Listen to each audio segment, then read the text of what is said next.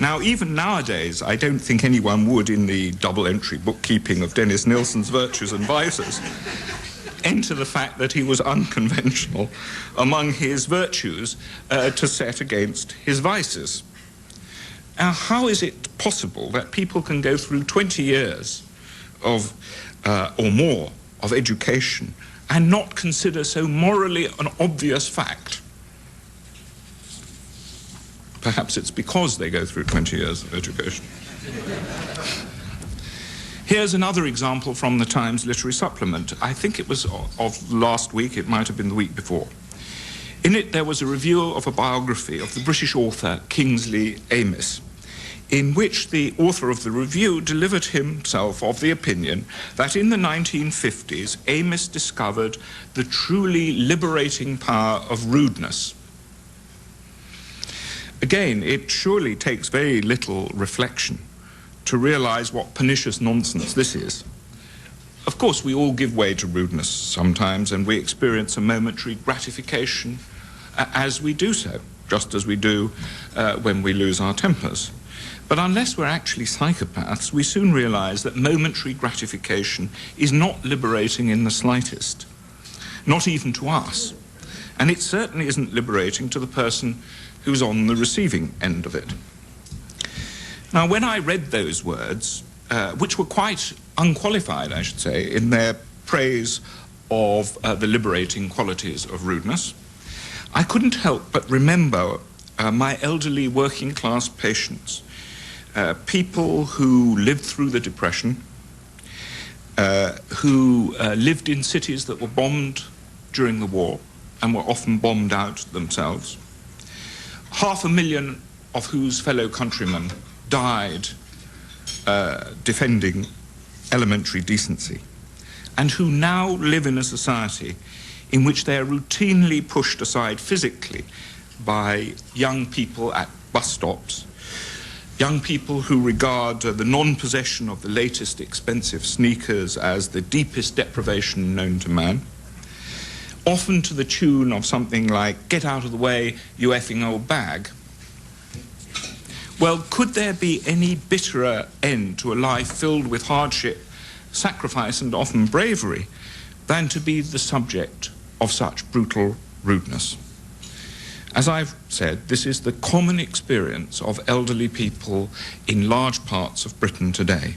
And yet we have the venerable Times Literary Supplement propagating the idea that unmannerliness is in some way noble and liberating.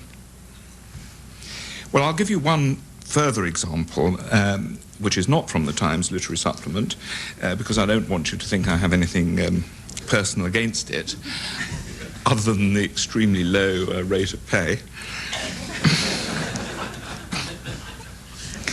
I refer now to the famous novelist now living in New York, Salman Rushdie, who once wrote an essay comparing Mrs. Thatcher's Britain to Nazi Germany.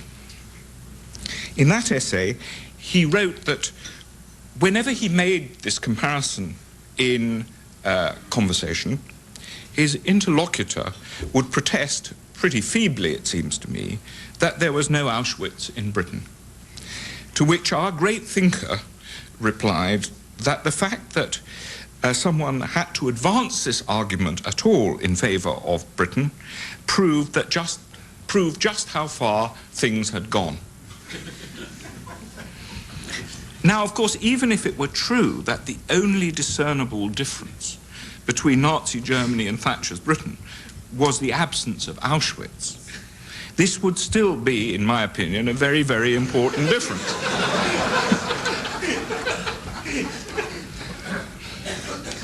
Only someone who had no idea of and no real interest in the meaning or significance of Auschwitz could suggest otherwise.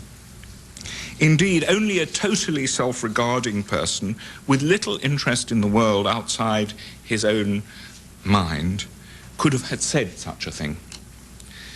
But of course, Rushdie didn't really mean what he said. His is a language of connotation without denotation. He was more interested in this essay in preening himself before an appreciative audience than in finding or relaying a truth about contemporary Britain. And I can assure you, those of you who have read what I've said, that I'm not starry-eyed about contemporary Britain. Indeed, like all people who are impressed by the philosophical claims or pseudo-philosophical claims of postmodernism, he would sometimes claim that there is simply no objective truth to be found or to be relayed. At the same time, of course, he would find it perfectly reasonable to inveigh against Mrs. Thatcher. He once depicted her as Mrs. Torture, as if moral condemnation of her were reasonable or possible in the absence of tolerably certain knowledge of what she had actually done. Now, we see the same insincerity at work in the dramatic work of a famous playwright, Harold Pinter, who is actually a very talented man with a great poetic gift. But his work for the theatre suggests that knowledge is unattainable, that the world is completely inscrutable, and so on and so forth.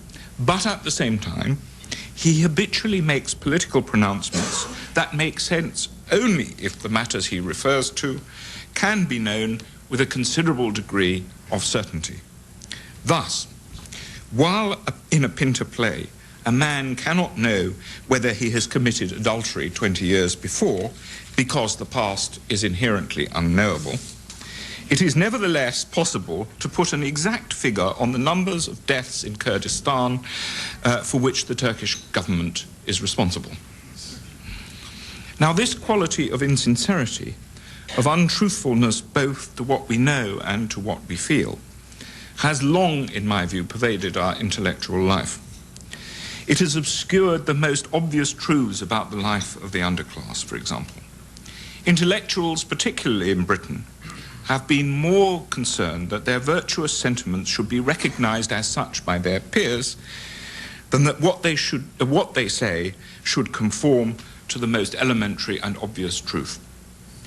They have exuded sympathy, in my view, as 19th century spiritualist mediums exuded ectoplasm. That is to say, there's plenty of it, but none of it is real. Well, what of the events of September the 11th? I would suggest that these events were facilitated, though of course not caused, by a willful blindness with regard to the problems of so-called multiculturalism. A willful blindness that is exactly analogous to that shown with regard to the underclass. Wishful thinking that there are no irreconcilable conflicts between different conceptions of life has taken the place of genuine thought. And it has paralyzed the will to make important distinctions and decisions. The postmodernist habit of using words not to convey meaning and truth, but to earn the admiration of one's fellows and one's peers, has blinded people to the possibility that there are people in the world whose enmity towards us is in earnest. If we don't mean anything we say, we lose the ability to imagine that anybody else means what he says. The term playful, or even worse, ludic, is often used as a term of praise in literary reviews. But what it actually means is something halfway between meaningless and frivolous. My hope, though not necessarily my expectation, and certainly not with regard to my own country, is that the events of September the 11th will exert a salutary effect upon our intellectual life, which does so much to shape ultimately our society. Let us hope that we hear no more of the idea that all cultures are equally valid, which none of us truly believes, but which we mouth in order to appear broad-minded and generous. But which gives us no moral basis upon which to defend ourselves, which saps our will to do so, and which can only give comfort to our enemies and assure them that we are in fact defenseless.